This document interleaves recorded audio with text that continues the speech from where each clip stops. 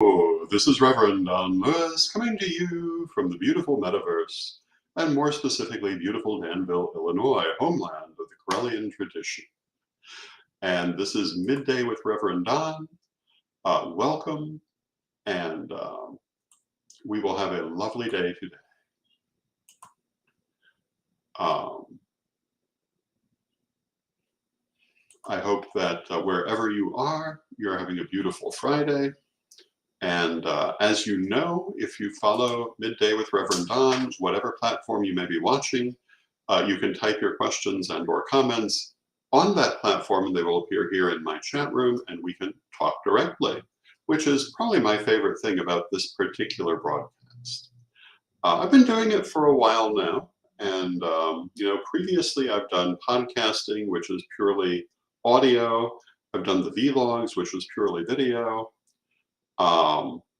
And on those podcasts, for the most part, people had to call in to interact, and the vlogs that they had to write separately of the broadcast. So to be able to just communicate with you this easily during the broadcast is a great pleasure and something new for me. There was a running joke when I was living in Florida about my favorite meal being something different. But that does kind of describe a lot of my attitude in life. I like things that are new and different. Hello to Renee in the chat room. Good to see you. And I like the newness and difference of this platform. And I look forward to that day when we can interact more easily all through video on this platform. And I enjoy that, for example, as the platform through Zoom for my Monday night chats at Patreon. And as you may know, I have a Patreon at revdonlewis.com, and every Monday night we have a video chat where any of the patrons can attend, and we have lovely conversations where we can all interact in video at the same time. There's also a monthly newsletter. There's a monthly seminar. This month's seminar will be on oracular work and mediumship. And the seminars are for all those patrons who belong at the seminar tier or above, or if you are not currently a patron or not at that level, you can buy a ticket if you particularly want a specific seminar for $25, which you can find at corellianpublishing.com. So you have that attendance option as well. And this month, again, will be oracular work and mediumship, something I've done for many years. And a fascinating subject that I have a lot to say about. So we'll be talking about how and why it works, how to do it, things to be aware of, and no doubt some personal stories as well. Also and that will be July 22nd at, I want to say 1 p.m. Central, 2 p.m. Eastern.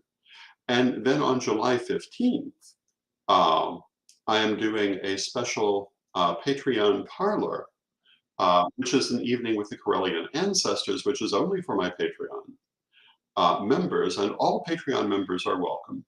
I had toyed with the idea of offering tickets for that as well, but I've decided to keep it strictly for my patrons. But it's easy to become a patron, and there are a number of membership levels that are not difficult to attain. So if you're interested, again, revdonlewis.com. And the evening with the Corellian ancestors will be stories and channeling, only for my patrons, and a few invited guests from the High Corel family. And perhaps some others. We'll see who all ends up, but people who will contribute to the evening. And I am having a lot of fun with Patreon, and still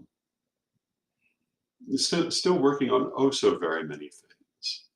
And I have to say, one of my favorite things, again, is this broadcast. I quite enjoy spending this time with you, and I hope you're enjoying spending it with me. Tomorrow is the 35th anniversary of the Crystal Web. One of the things we've been doing is offering the Crystal Web Kit, which includes this booklet that tells you how to establish a Crystal Web access point, and also comes with 2 crystals, one to bury and one to carry, which you can find at corellianpublishing.com. And the crystal web um, is an energetic construct found all around the world. Hello to Brenda in the chat room. Good to see you, Brenda. There are even at least 2 access points in Antarctica, which have been put there by the rotating population over the years, because that's the number of witch schoolers we had in Antarctica who chose to create a crystal access point.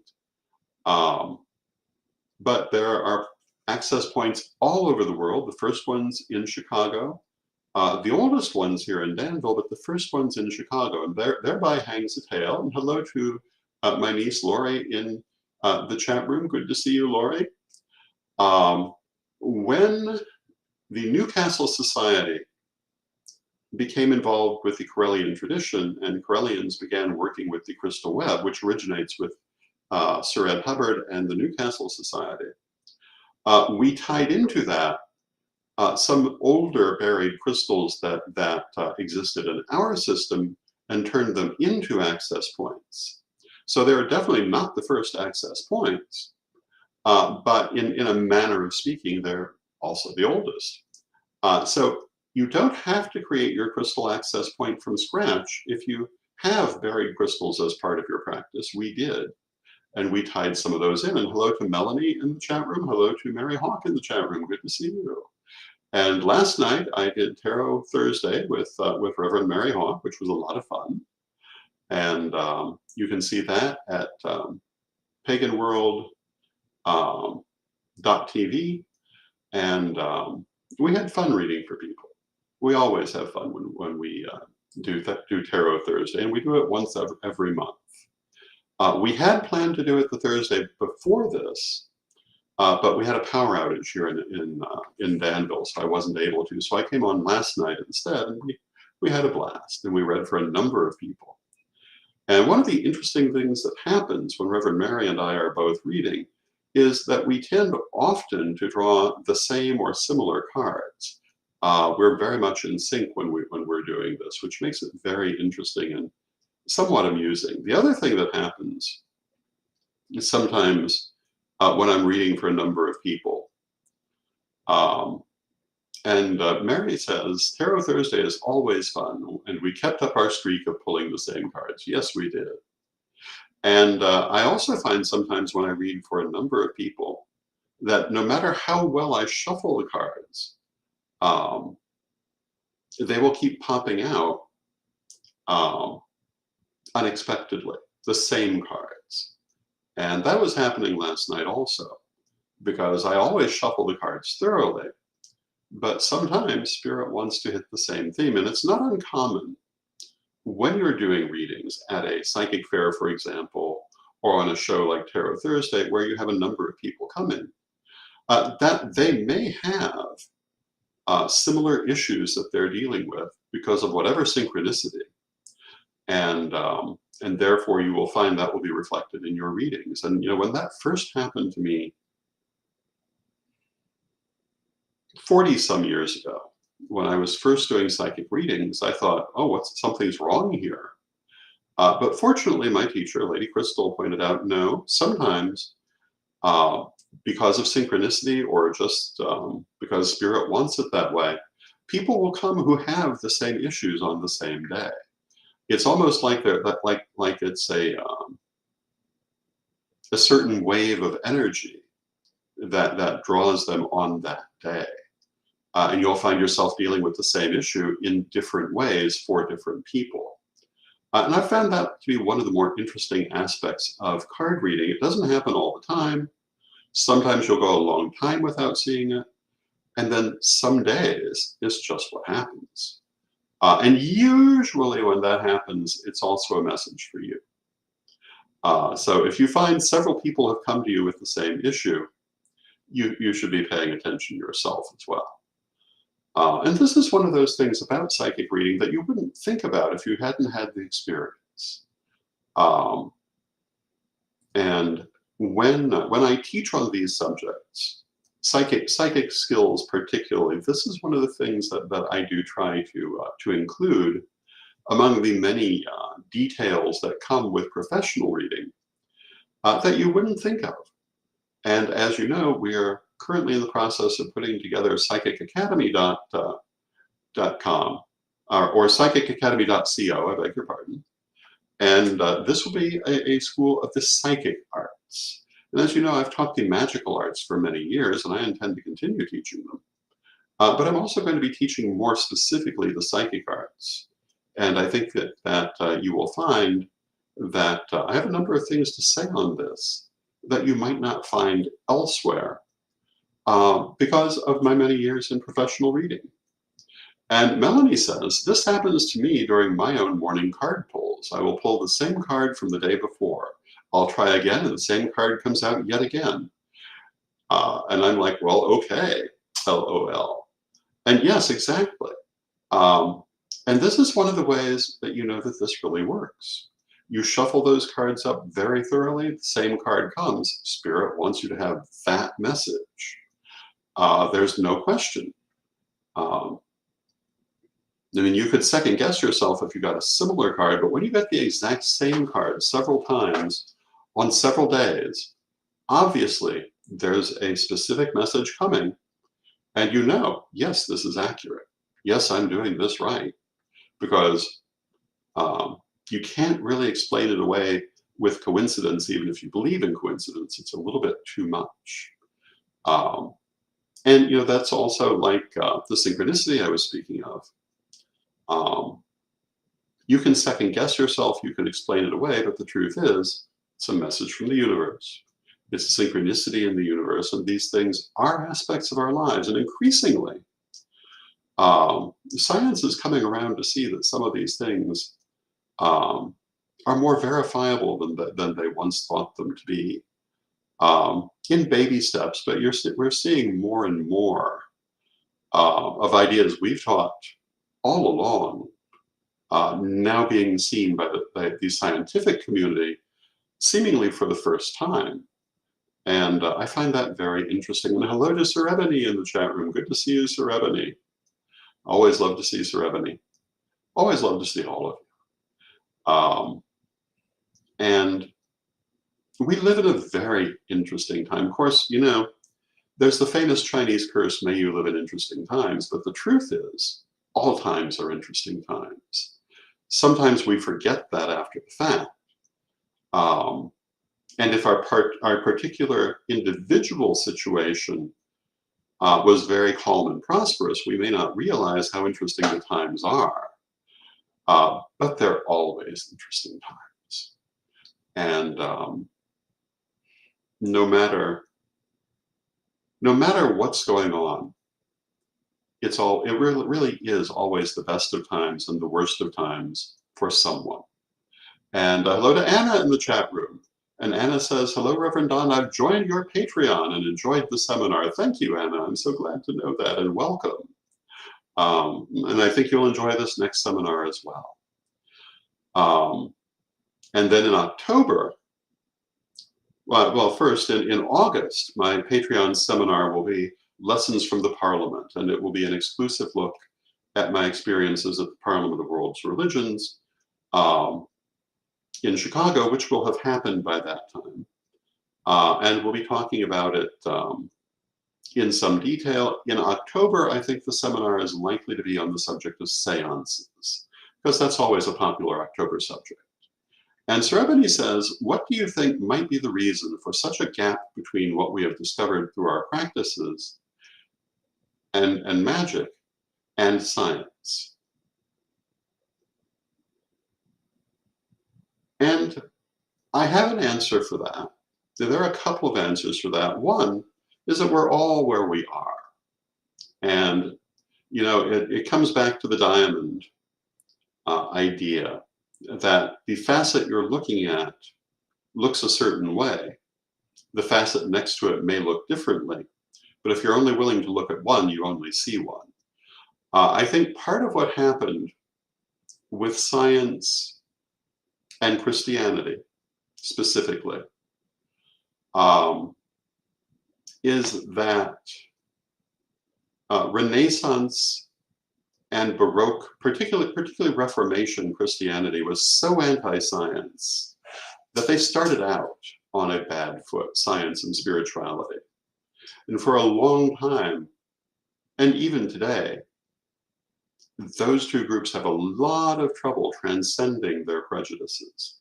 And science has had a lot of prejudice against anything spiritual. But the other thing is, the farther we go, the better our ability to detect. And hello to Janet in the chat room. Good to see you, Janet.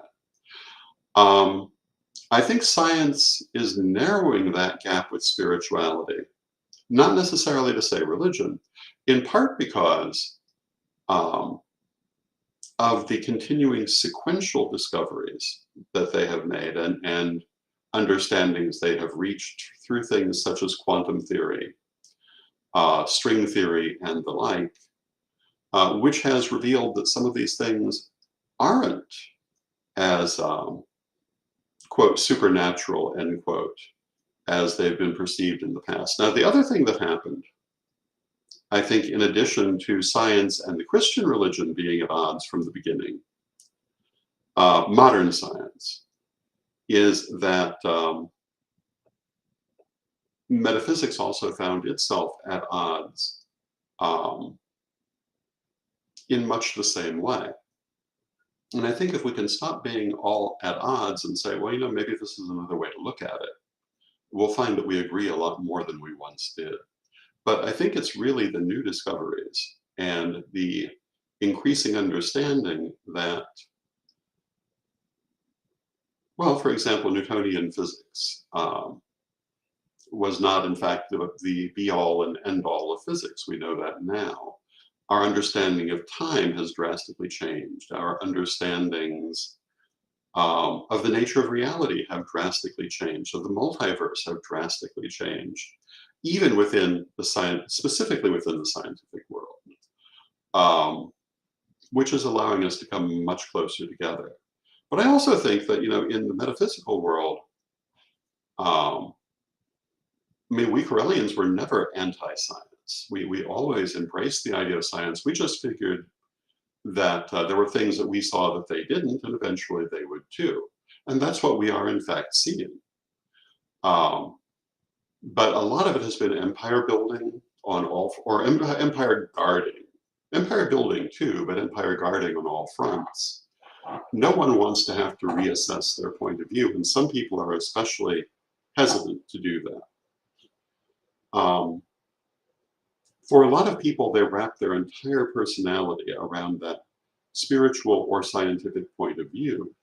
And so to reassess it is very, very hard for them. And this is a powerful political tactic that certain churches in particular very consciously engage in to build the personality around the religious teachings at an early age, so that the person can never easily depart from them, even if they see they're wrong, because it involves reconstructing the entire personality. I think that's a very successful but underhanded way of doing it. But it is a big part of why some people can't reassess their points of view. And this is also a problem in the pagan world. A lot of pagans, perhaps because they had that Christian upbringing, once they've rejected that and accepted a certain view of paganism, find it very hard to ever reassess that view, even when things are obviously changing. And part of it's just human nature. We like to think we're right, and we like to stick with what we know, and we don't always like to grow and change. But growth and change are the nature of this world. And I've always felt that we must understand that our understandings, too, are subject to growth and change, that they will evolve, they will develop, they will transform, no matter what we want, because development, growth, and transformation are the nature of life. I've always said that when I'm reincarnated, either born into a Corellian family or return to the Corellian tradition again, if I found it unchanged from what I left, I would be disappointed. My hope is that it would be expanded and grown and developed. And I am quite certain that our beloved Corellian ancestors are ensuring that at this time. I mean, I've kind of made clear that things have not gone as I anticipated, um, have not gone as I had reason to expect, um, or as I would have thought they should in certain ways. But I think I see clearly where they're going and why it's good. And I think we're going toward a much more diversified future. But I also must acknowledge this is the nature of life. And, I've spoken of Lady Bitterwind in her teachings. And one of Lady Bitterwind's principal teachings is that if you want to understand deity, if you want to understand spirit, look at nature, because it's the most unvarnished representation of deity. Why is this true? Because of the teaching as above, so below. The physical world reflects the spiritual world. And nature, having less conscious artifice than we, reflects it better than ourselves. And what do we see in nature?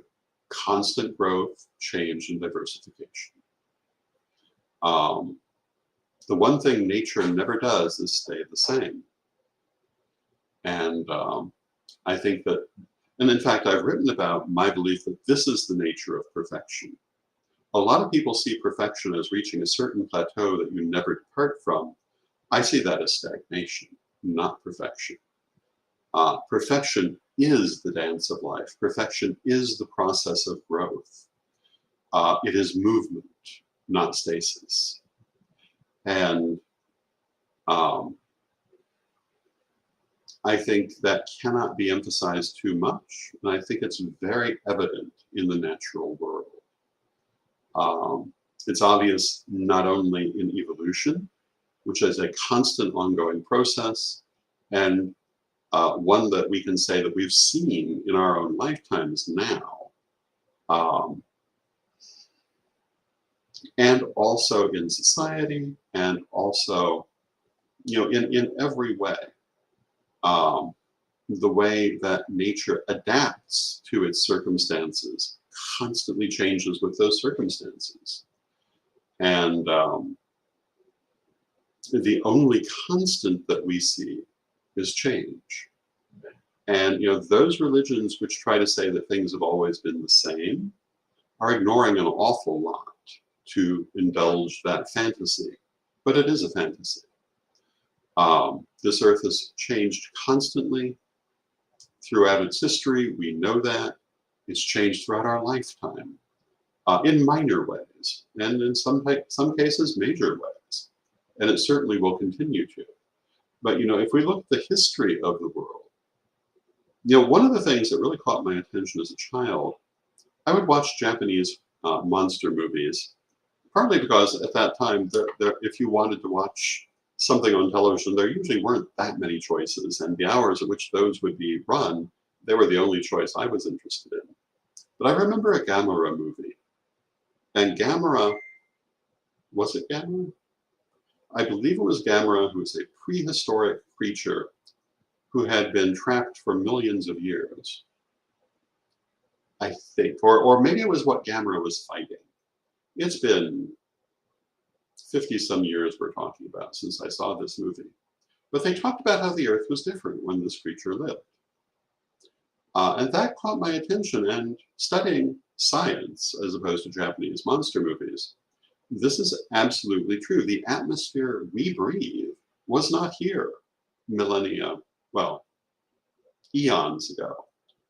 It is a result of the interplay between carbon producers and oxygen producers. There was a time when those were not both present on this planet, or they were present in different percentages. There was a time there was so much oxygen in the air that there were constant fires.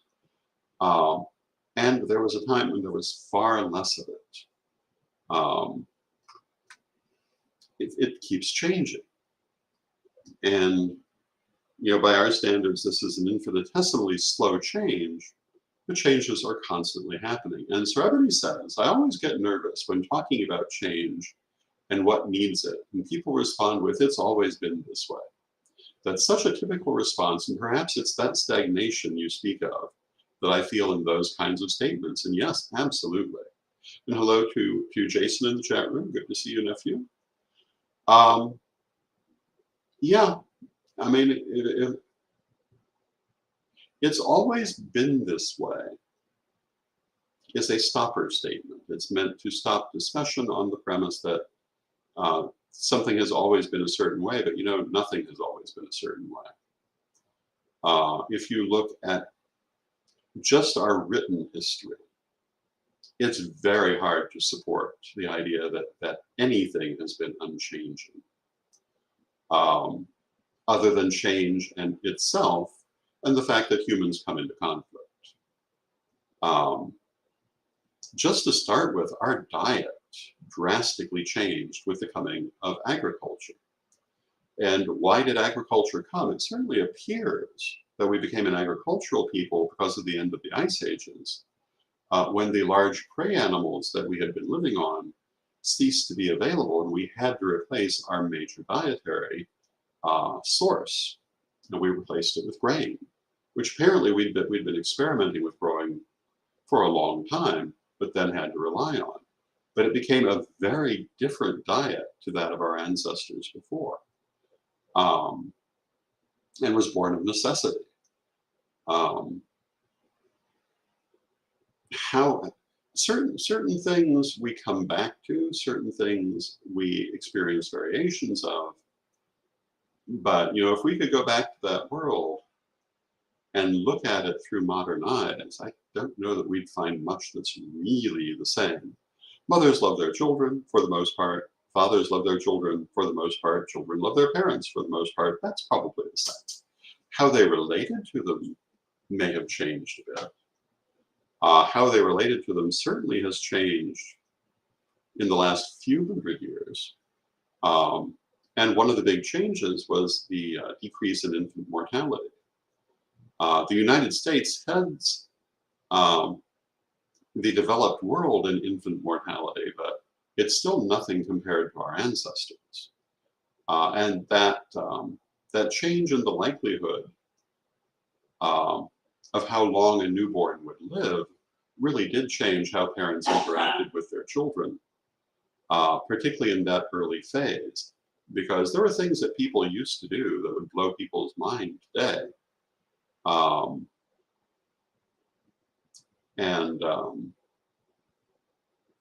And that has changed because of,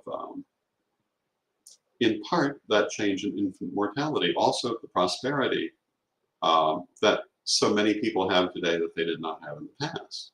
So, if you might first think that, well, parenthood has always been what it is, but it's had some substantial changes. Just look at how children dress today and in the last couple of hundred years versus any time previous. And that becomes very obvious. So I think that's our theme for today: change and development, and the fact that we always need it. With that, I see we've come to the end of our half hour. Once again, I'll recommend my Patreon at revdonlewis.com. We have the weekly chat room, the monthly newsletter, the monthly seminar, the monthly surprise, lots of things at revdonlewis.com. Also, I'll recommend CorellianPublishing.com, where you can get the new book by Lisa McSherry, who was our guest yesterday, Reverend Don's Book of Questions, Volume 1, 2, and 3, Corellian degree books, and many other things, books, videos, even some card decks, although some of our card decks have to come back into print. So thank you, everyone. I love you all. I love spending this time with you. And I wish you a wonderful weekend. I'll see you again on Monday. And let us close with our prayer. And Divine Mother Goddess, Divine Father God, beloved ancestors, we thank you for your presence in our lives now and at all times. And we ask you to help us to remain flexible and open to the changes which are constant in our world. And help us to understand that change and growth are part and parcel of life, and part and parcel of what we're here to take advantage of. That these are the teachers of the lessons of life, and are to be welcomed rather than feared. Beloved Mother Goddess, beloved Father God, beloved ancestors, we thank you with great love and with respect, and knowing you're always with us. Yet from respect, we bid you farewell, and may you be blessed now and always. And I thank you for joining me. I love you all. And for this weekend, I bid you farewell, and may you be blessed now and always. And I will see you on Monday.